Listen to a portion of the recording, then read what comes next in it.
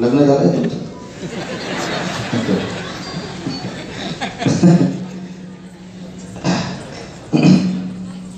फार कमी वेळ मी तुमच्या समोर आहे आणि महत्वाचं म्हणजे सगळे शिक्षक लोक माझ्या समोर बसलेले आहेत. कॉलेजमध्ये शाळेमध्ये मी जरा सुद्धा गुणी नव्हतो, तरी सुद्धा गुणवंत शिक्षकांच्या पुरस्कार सोहळ्यासाठी मला निमंत्रित केलेलं आहे. याबद्दल मी पहिल्यांदा दीपक सरांना फार शुभेच्छा देतो. त्यांचं फार मोठं साहस आहे. एका कवीला त्यांनी एवढ्या मोठ्या कार्यक्रमामध्ये निमंत्रित केलं. पण मला प्रचंड आनंद आहे की सगळे शिक्षक लोक माझ्या समोर बसलेले आहेत आणि तुमचा सुद्धा मला अभिमान आहे की तुम्ही झेडपीचे शिक्षक असून सुद्धा शिकवता.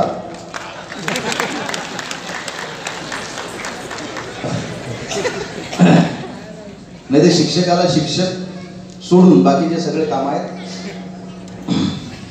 पण खरं सांगतो निर्जीव, आता मी स्वतः बाय प्रोफेशन इंजिनियर आहे. माझं एमटेक झालेलं आहे. 8 वर्ष ड्युटी केलेली आहे मी. त्यामुळे निर्जीव गोष्टी रिपेअर करणाऱ्याला मेकॅनिक म्हटलं जातं. निर्जीव गोष्टी रिपेअर करणारा किंवा नवीन संशोधन करणारा इंजिनियर असतो. पण सजीव लेकरांमधनं एक उच्चतम माणूस घडवणारा शिक्षक असतो.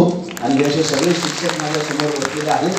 फार मला अभिमान वाटतो. आणि दीपक सर, ज्या ज्या वेळेस मी शिक्षकांच्या समोर उभा राहतो, मी सगळीकडे सांगत असतो माझा सगळ्यात आवडता रसिक वर्ग म्हणजे शिक्षक आहेत. कारण माझ्या कविता जिथून निघतात तिथपर्यंत त्या कविता त्यांच्यापर्यंत पोहोचतात. आणि मला एवढा आनंद होतो सगळे शिक्षक एका ठिकाणी बघितले की मला वाटतं माझी सगळी इस्टेट तुमच्या नावावर करून टाका. पण नंतर माझ्या लक्षात येतो तुम्हाला पोटापुरता पगार असतो, त्यामुळे मी काही तो इस्टेट नावावर करत नाही. साध्या कवी एक मी आहे आणि अशा साध्या कवीला तुम्ही या एवढ्या मोठ्या कार्यक्रमामध्ये निमंत्रित केलेला आहे. फक्त मला तुम्हाला एक छोटी 30 सेकंदाची गोष्ट सांगायची आहे. सांगू का? छोटीशी. या कार्यक्रमाच्या निमित्तानं एका खेड्यागावामध्ये म्हणजे शिक्षक काय असतो हे सांगायचं आहे फक्त. आणि माझ्या खूप काळजाच्या जवळची ती गोष्ट आहे. 30 सेकंदाची गोष्ट आहे. फार वेळ तुमचा मी घेणार नाही. हाडाचा कवी आहे मी. तुमची रसिकता, कार्यक्रमाचं नियोजन सगळं मला कळतं. त्यामुळं एका खेड्यागावामध्ये फक्त थंडीच्या दिवसामध्ये लहान लहान मुलांना वर्गात न बसवता बाहेर बसवलं जातं. सगळी शेतकऱ्याची पोरं असतात. शिक्षक त्या सगळ्या लेकरांमधनं काही कलागुण आहेत का हे बघण्यासाठी त्या विद्यार्थ्यांना म्हणतो तुमच्यामध्ये जी काही कला असेल ते सादर करा, पुढे या. कोणीच पुढे येत नाही. एक फक्त लेकरू घाबरत घाबरत उभं राहतं. त्याला पुढे बोलावतो शिक्षक. त्याला म्हणतो म्हण, तुला काय म्हणायचं आहे, काय कला सादर करायची आहे. त्याचे पाय लटलट कापत असतात.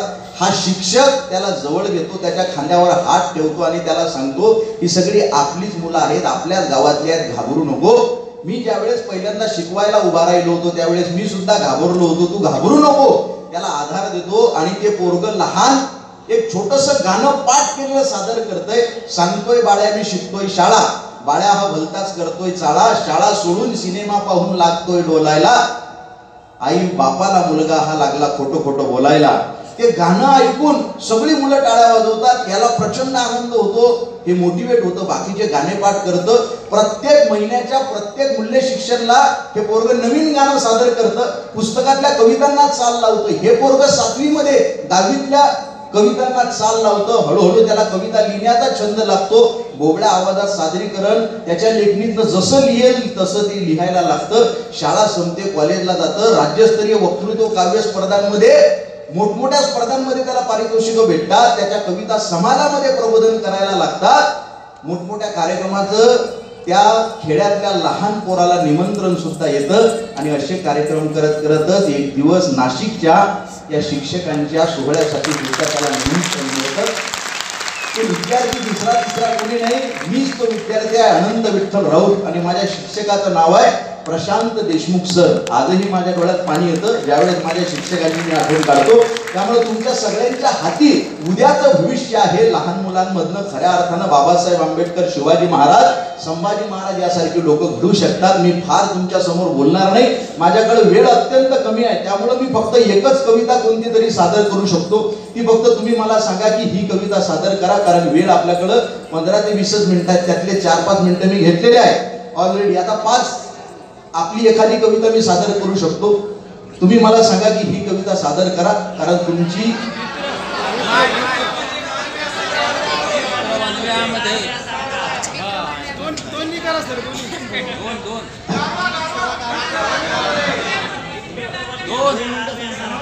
वेगवेगळ्या लोकांकडनं वेगवेगळ्या फरमाईशी आल्या, पण जास्तीत जास्त लोकांनी मला काही ठिकाणी गारवा वगैरे ती कविता सांगितली.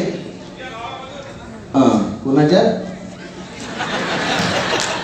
बापा बाबा शिक्षक म्हटले की खतरनाकच. मी दीपक सरांना विचारलं बरं इथं येताना, म्हटलं सर कविता कोणती सादर करू तिथं, तर ते मला म्हटले की सगळे शिक्षक आहेत म्हणे, खतरनाक आहेत, तुम्ही राजकारणावर घ्या, शेतकऱ्यावर घ्या, मैत्रीवर घ्या, प्रेमावर घ्या.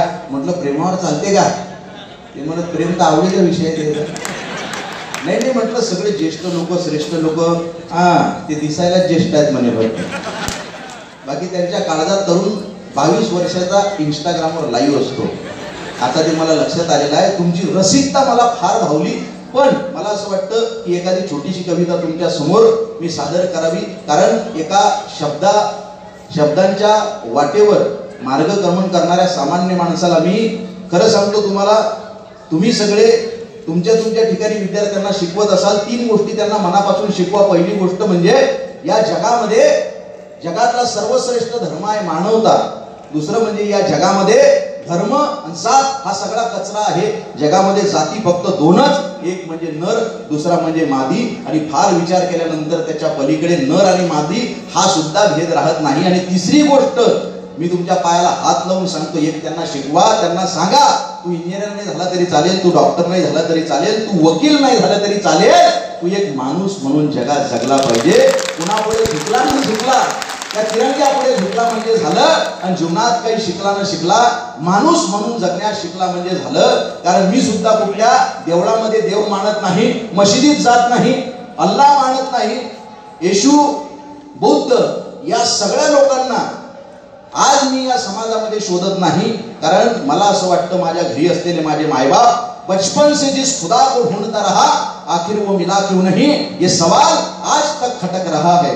बचपन से जिस खुदा को ढूंढता रहा आखिर वो मिला क्यों नहीं, ये सवाल आज तक खटक रहा है. एक दिन उसी मंदिर से आवाज आई, अबे माँ तो तेरी घर पर है, तू यहाँ कहाँ भटक रहा है.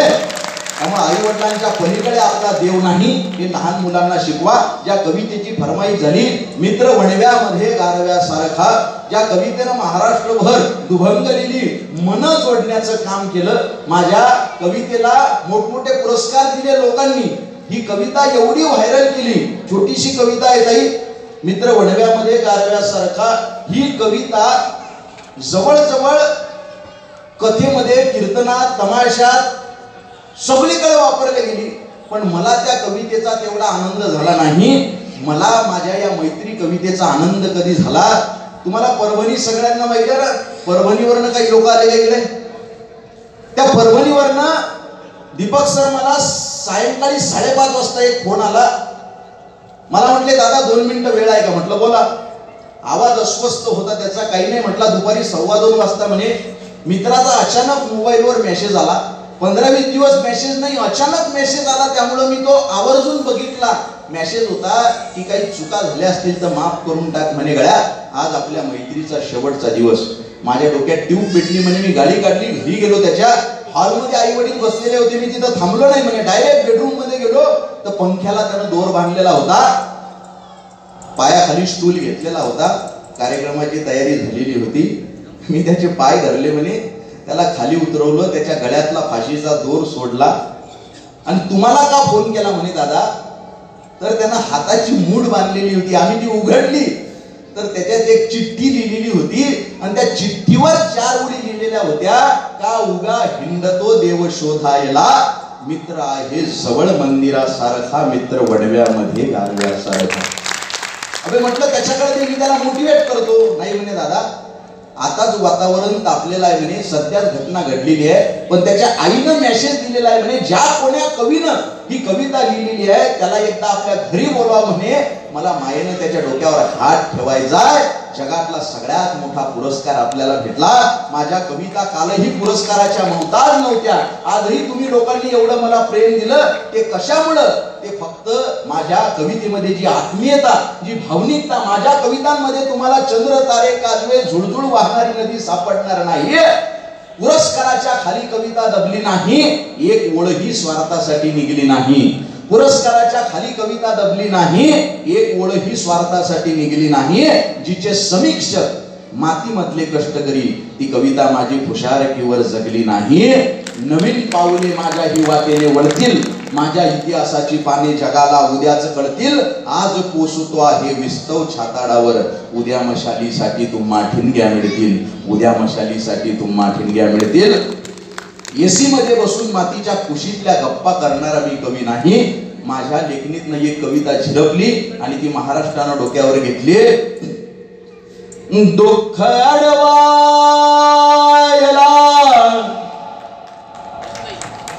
वा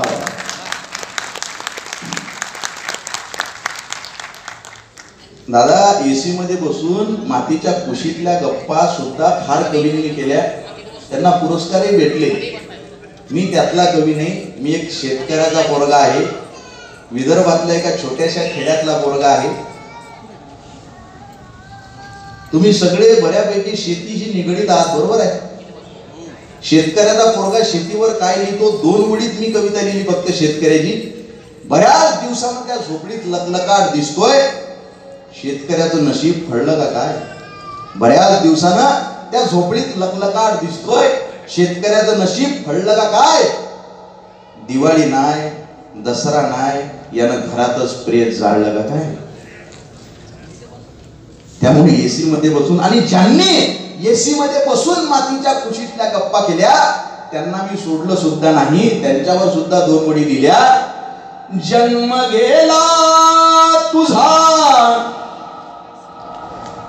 वाव, साऊंडवाले धन्यवाद, टाळ्या वाजवा एकदा साऊंडवाले. बरोबर गायला लागल्यावर त्यांनी इको दिला. लग्न झालेली लोक हुशार असतात, असं नाही. वाक्य पूर्ण करू द्या मला. बरंच काही काही मला बोलायचं, असा मॉप सापडत नाही बरं मला तरी. बायकोला न घाबरणारा माणूसच जन्माला आला नाही दादा. तुमच्यात आहे का कोणी? हात वर करा बरं जो म्हणजे बायकोला घाबरत नाही. हातही वर करत नाही का तुम्ही? एकही जण नाही. वा, एक हात वर झालेला आहे, जोरदार टाळ्या वाजवा. बायकोला न घाबरणारा माणूस. पण तुम्ही का हात वर केला मला माहिती आहे, तुमची बायको इथं आलेली नाही म्हणून तुम्ही हात वर केला. धन्यवाद रिमूव्ह करू नका. अहो तुम्ही काय स्टेजवर बी एकही हात वर नव्हता. जन्म गेला तुझा गारव्यासारखा, काव्यथा मांडतो भोगल सारखा. दुःख का मांडतो भोगल्यासारखा. सापडे साचले कल्पनेचे किती, सापडे साचले कल्पनेचे किती. हुंदका हिंडतो पोरक्यासारखा, काव्यथा मांडतो भोगल्यासारखा. झाड वाढेलही. ज्या कवींना वाटतं आपण सुद्धा व्हायरल झालं पाहिजे, प्रसिद्ध झालं पाहिजे, असंच कोणी प्रसिद्ध होत नसतं. साधना सिद्धी प्रसिद्धी. ताईंना बघत बघत, त्यांचे चित्रपट बघत बघत आम्ही लहानाचे मोठे झालो. आज ताई या ठिकाणी आहेत कारण त्यांचा संघर्षाचा जो प्रवास आहे, भूतकाळ आहे, तो फार मोठा आहे. झाड वाढेलही ओल भेटेलही, झाड वाढेलही ओल भेटेलही. आत जा तू जरासा मुळासारखा, काव्यथा मांडतो भोगल्यासारखा. दुःख अडवायला उंबऱ्यासारखा, मित्र वणव्यामध्ये गारव्यासारखा. मित्र वणव्यामध्ये गारव्यासारखा. वाट चुकणार नाही जीवनभर तुझी, वाट चुकणार नाही जीवनभर तुझी एक तू मित्र कर, एक तू मित्र कर, आरशासारखा मित्र वणव्यामध्ये गारव्यासारखा. आत्महत्याच करणार नाही कुणी,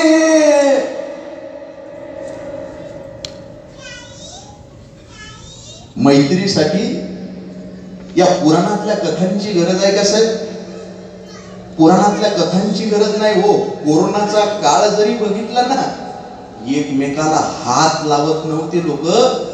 अशा काळात मित्रांच्या आई वडिलांना पाठीवर घेऊन हॉस्पिटलमध्ये ऍडमिट करणारे मित्र या समाजात होते. म्हणून हा कोरोनाचा काळ आपण यशस्वीरित्या पार करू शकलो. अरे मित्र गरीब असतो, मित्र श्रीमंत असतो, मित्र हुशार असतो, मित्र मंद असतो, पण तो जोपर्यंत सोबत आहे ना, दुःखासाठी काळजाचा दरवाजा बंद असतो. मित्र शिरमडा जरी असला तरी तो तुम्हाला कधी आत्महत्या करू देणार नाही. म्हणून एक तरी आपला मित्र असला पाहिजे. गौतम बुद्धांनी सांगितलं, जगातलं सर्वश्रेष्ठ नातं, ज्याला जात धर्म पंथ पक्ष लिंग वर्ण भेद सीमा प्रांत कशाचीच गरज नसते, असा बियॉन्ड लिमिट एक नातं या जगातलं सर्वश्रेष्ठ म्हणजे मैत्रीचं आहे. एकदा फक्त हात वर करा, कुणाकुणाला जिवलग मित्र आहे किंवा मैत्रीण आहे. या बात आहे, हात खाली करा. मला प्रचंड आनंद झाला तुम्हाला जिवलग मित्र किंवा मैत्रीण आहे. पण तरी काही काही लोकांनी हात वर केलेला नव्हता. तर तुम्ही एक काम करा, घरी गेलात की एकदा किचन मध्ये जा, एका कपात पाणी घ्या, उडी मारा त्याच्या. मैत्री नाही या जगामध्ये काही नाही हो. एक छोटासा मला मेसेज आला, एवढा व्हायरल केला पुरांनी तो, कि घर में आग लग गई, सब चल गया, सब रिश्तेदार आए, चाहने वाले आए, चर्चा करके चले गए, पूछताछ करके चले गए. बस एक दोस्त आया जिसने पूछा, अबे क्या क्या बचा है, अबे क्या क्या बचा है. मैंने कहा अबे सब कुछ जल गया, बस मैं बचा हूं, बाकी बचा ही क्या है. तो उसने गले लगाकर कहा, अबे पगले फिर जला ही क्या है. आत्महत्याच करणार नाही कोणी, आत्महत्याच करणार नाही कोणी. मित्र असला जवळ जर मनासारखा, मित्र वणव्यामध्ये गारव्यासारखा. काऊगा हिंडतो देव शोधायला, काऊगा हिंडतो देव शोधायला. मित्र आहे जवळ, मित्र आहे जवळ मंदिरासारखा. मित्र वणव्यामध्ये गारव्यासारखा. चालताना मध्ये रात आली कधी, चालताना मध्ये रात आली कधी. मित्र येतो पुढे, मित्र येतो पुढे काजव्यासारखा. मित्र वणव्यामध्ये गारव्यासारखा. दुःख अडवायला उंबऱ्यासारखा. मित्र वणव्यामध्ये गारव्यासारखा. दृष्ट लागू नये वेदनेची कुणा, दृष्ट लागू नये वेदनेची मना. मित्र डोळ्यामध्ये, मित्र डोळ्यामध्ये काजळासारखा. मित्र वणव्यामध्ये गारव्यासारखा. जाळताना मला देह ठेवासा. शेवट कवितेचा आणि माझ्या या छोट्याशा मनोगताचा सुद्धा. फक्त माझा चेहरा लक्षात ठेवा, हा कार्यक्रम लक्षात ठेवा आणि माझा एक मुद्दा मरेपर्यंत लक्षात ठेवा. मैत्रीच्या नात्यामध्ये येणारी सगळ्यात दलिंदर गोष्ट कोणती असते तर गैरसमज, मिसअंडरस्टँडिंग.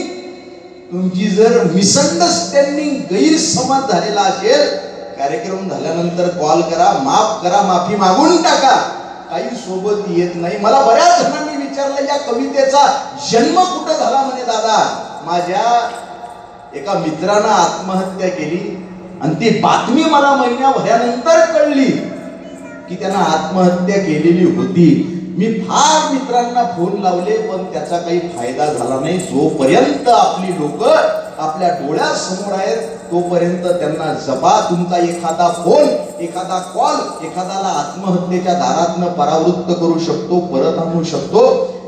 आणि हायच काय, माफ करत चला ना, काय सोबत राहतं. गौतम बुद्धांनी सांगितलं चुरगाळल्यानंतर फुलांनी दिलेला सुगंध म्हणजे क्षमा, आणि क्षमा ज्ञानी माणसाचं सगळ्यात जवळचं लक्षण आहे. मित्रांना सांगा, अबे तू चुकलायस, मी तुझ्या पाठीशी आहे, काळजी करू नको. तू चुकलायस तरी मी तुझ्या पाठीशी आहे. अरे भावना एवढी निर्मळ ठेवा, सोबतीने संपवू अंधार मित्रा, वेदनेचा ही करू शृंगार मित्रा. घर तसे मजबूत असते मैत्रीचे, गैरसमजाचे नको पंधार मित्रा. तू दगा केला साता चल असू दे, मी तरी सोबत तुझ्या असणार मित्रा. आणि वेगळे सावज नको लावू गळाला, वेगळे सावज नको लावू गळाला. तोच गळघे, तोच गळघे मी पुन्हा फसणार मित्रा, तोच गळघे मी पुन्हा फसणार मित्रा. त्यामुळं माफ करत चला. माझी तुम्हाला शेवटची ही विनंती आहे, कारण आपल्या आधी 100-150 वर्षाआधी जी लोक होती त्यातला एकही माणूस हा जिवंत नाही. आपल्या नंतर 100-150 वर्षानंतर आपल्यातला एकही व्यक्ती जिवंत असणार नाही. आपले फोटो झालेले असतील, भिंतीला लावतील आणि येणारी पिढी ते फोटोही काढून टाकेल, घरात जागा नाही म्हणून. काही सोबत राहते का. या कवितेचे जेवढे तरुण फॅन आहेत ना त्याच्यापेक्षा जास्त ज्येष्ठ लोकांनी सर ही कविता व्हायरल केली. बरं, पुण्यावरनं मला एका 84 वर्षाचा ताई एका आजोबांचा फोन आला. मला म्हटले आय एम रनिंग 85, मी 85 वर्षाचा हिरवागार तरुण आहे म्हणून. म्हटलं मग माझे मित्र आहेत म्हणे अजून सुद्धा जपलेले 81, 78, 77. म्हटलं मग आम्ही म्हणे गेट टुगेदर घेतो प्रत्येक महिन्याच्या पहिल्या बुधवारी. म्हटलं मग काही नाही म्हणे बाळा, आमच्यातल्या कोणाची तरी विकेट पडलेली असते त्याला आम्ही श्रद्धांजली देण्याचा कार्यक्रम घेतो. म्हातारे लोक खतरनाक असतात बरं. या घरात म्हातारा व्यक्ती आहे ना, चालतं बोलतं पुस्तक, चालती बोलती कादंबरी असते ती, उतार वयात जर्जर झालेलं शरीर कमरेतून वागतं तेव्हा आयुष्य चेहऱ्यावर सुरकुत्यांचं सुंदर नक्षीकाम करतं, डोक्यावर केसांचं पांढरं शुभ्र आभाळ निर्माण करतं. आणि या बदलणाऱ्या ऋतूंची दृष्ट लागू नये म्हणून काळवडलेल्या डोळ्यात मोतीबिंदूचा एखादा तीट लावतं.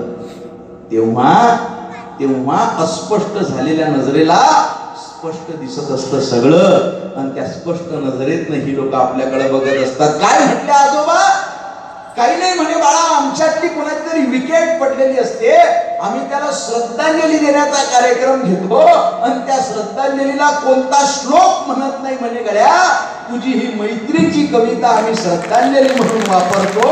यापेक्षा माझ्या कवितेचा जिवंतपणा नाही. मला आजपर्यंत माझ्या बापानं, माझे वडील नागपूरला ऍडमिट आहेत बरं का हॉस्पिटलमध्ये, माझ्या बापाशिवाय माझा देव नाही. त्याने मला सांगितलं गड्या 2 गोष्टी अनंत लक्षात ठेव. एक म्हणजे कुणाला फसवून 1 रुपया सुद्धा कमवू नको, कुणाचं मन दुखेल असं जिंदगीभर कधी वागू नको. त्यामुळे मी राजकारणावर कविता लिहिल्या, समाजकारणावर कविता लिहिल्या, पण मी कुठल्याही राजकीय नेत्याला घाबरलो नाही. तुमच्याकडे त्या कविता असतील युट्यूबला, भोंगा भिंगा सगळ्या. कधीतरी एखाद्या शांततेत वेळ भेटला तर मी घेईल. मला सांगायचं हे आहे की तुमच्यामध्ये निर्भीडता निर्माण करायची असेल तर आपलं जीवन तसं असणं गरजेचं आहे. आणि या नेत्यांना काय घाबरता, ज्यांचं एखादं खेटर एखाद्या पायात नाही. मी ज्याला निवडून देतो तो कधीच एका पक्षात राहत नाही. हे सगळेच्या सगळे राजकारणी लोक बोगसच असतात असं नाही. घरी जायचा इथून. आपल्या सभागृहामध्ये राजकीय लोक असतील तर ते समाज करण्यात असं आपण गृहीत धरू. मला घरी जायचा, पण ती निर्भीडता येण्यासाठी जगणं. माझ्या बापाबद्दल मी सांगितलं होतं मध्ये त्या कवितेमध्ये, कोणी म्हणे बाप आमदार आहे, कोणी म्हणे माबाप खासदार आहे, कोणी म्हणे माबाप जहागीरदार आहे, कोणी म्हणे माबाप आमदार आहे, कोणी म्हणे माबाप खासदार आहे, कोणी म्हणे माबाप जहागीरदार आहे. छाती फुटेपर्यंत हा पठ्ठ्या सांगत असतो माबाप इमानदार आहे. माबाप ही इमानदारी त्यानं आम्हाला शिकवली. म्हणून जगत असताना कवितेचा शेवट, मित्र वणव्यामध्ये गारव्यासारखा त्रासलो जिंदगी चालताना पुन्हा, त्रासलो जिंदगी वाचताना पुन्हा, बस धडा मैत्री वाचण्यासारखा, मित्र वणव्यामध्ये गारव्यासारखा, जाळताना मला देह ठेवासा. दक्षिणेकडे पाय करा, उत्तरेकडे पाय करा. मला जाळताना कसं ठेवा, माझी शेवटची इच्छा. फसवून कुणाला हसण्यापेक्षा इमानदारीनं रटलेलं बरं. दुःख माझ्या मरणाचं, हजारो गणून अश्रू माझ्याच शवावर पडलेलं बरं. आणि माणसंच जर नसतील अश्रू ढाळायला तर प्रेत माझं सडलेलं बरं. आपल्या आयुष्यात शेवटी लोक रडणारी पाहिजेत, ती कमावून ठेवली पाहिजेत. जाळताना मला देह ठेवासा, जाळताना मला देह ठेवासा. कसा? हात खांद्यावरी, हात खांद्यावरी टाकल्यासारखा, मित्र वणव्यामध्ये गारव्यासारखा, जाळताना मला देह ठेवासा. एकदा खांद्यावर हात टाकावर, ज्यांना ज्यांना शक्य आहे, ज्यांना ज्यांना शक्य आहे त्यांनी खांद्यावर हात टाका. शेवट आहे, शेवट आहे. मी फार वेळ तुमचा घेणार नाही. हाडाचा कवी आहे, मला कळतात भावना, कार्यक्रम सुद्धा कळतो. एकदा तिकडे मैत्रीचं नातं जगातलं सर्वश्रेष्ठ नातं आहे. खांद्यावर हात टाका. तुम्हाला सगळ्यांना तुमच्या आईची शपथ आहे, खांद्यावर हात टाका. हाडाचा कवी आहे दादा आपण. आणि फक्त ज्यांना ज्यांना म्हणता येतं, 2 मिनिट लहान लहान माझ्यासोबत 2 ओळी म्हणा फक्त, बरोबर आहे? मित्र वणव्यामध्ये गारव्यासारखा, जाळताना मला देह ठेवासा, जाळताना मला देह ठेवासा. तुम्ही खांद्यावर हात टाकलं नाही.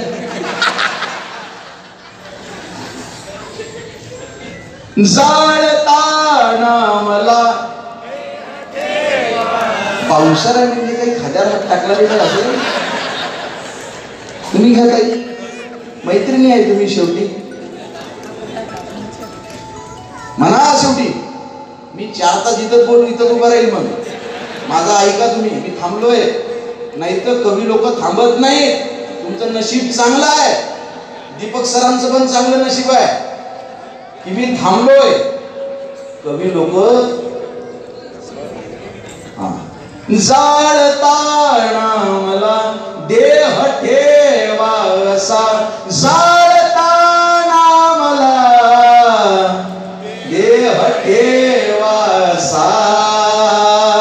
हात खांद्यावरी, हात खांद्यावरी टाकल्यासारखा, मित्र वणव्यामध्ये गारव्यासारखा, दुःख अडवायला उंबऱ्यासारखा, मित्र वणव्यामध्ये गारव्यासारखा, गारव्यासारखा.